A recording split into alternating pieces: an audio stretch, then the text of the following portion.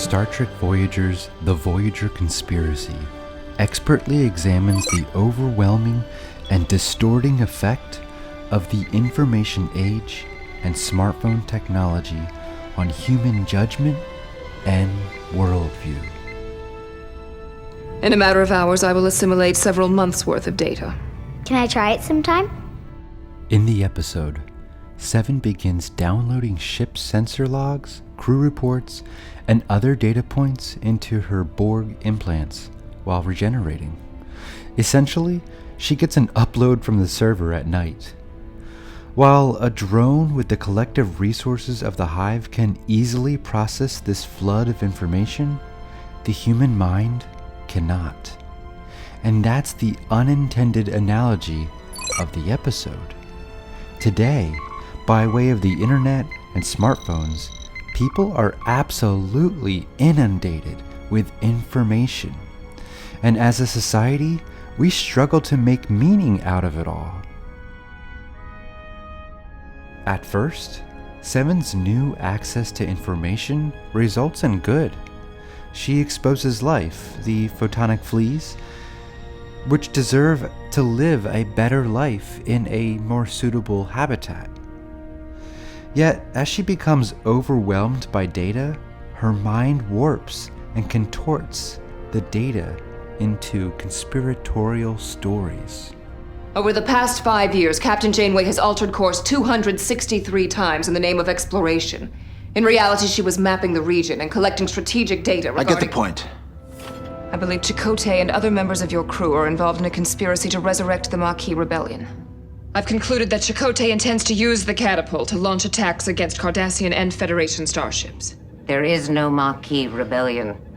The Federation isn't planning to invade the Delta Quadrant. I realize that, because I finally uncovered your true objective. Me. Humans are meaning-making machines. We see animals in clouds, faces on cars, and heroes in the stars. And we generate stories from data just so we can have meaning. Seven loses herself to data-sparked conspiracies, but human connection cuts through her confusion. You should be in sickbay, not behind that force field. Let me help you. No, I don't believe you. Of course you don't. Anything I say gets woven into your paranoid conspiracies. But you should believe me, Seven, because I've never lied to you. And I'm not lying to you now. You have to put your doubts aside and trust me. Stardate 51030. 7 of 9 is severed from the hive mind. The captain tells her not to resist, that she'll learn to accept her humanity. 7 complies and slowly begins to embrace her individuality. Does she regret that decision? Stardate 52840. The captain orders 7 to study her parents' journals. 7 claims they're irrelevant, but eventually she reads them and rediscovers part of her own past. Stardate 52841. For the first time, 7 tells the captain, thank you. Stardate today. Janeway beams aboard the Delta Flyer. She reminds 7 of the bond that's grown between them. 7 lowers the force field, and she decides to come home.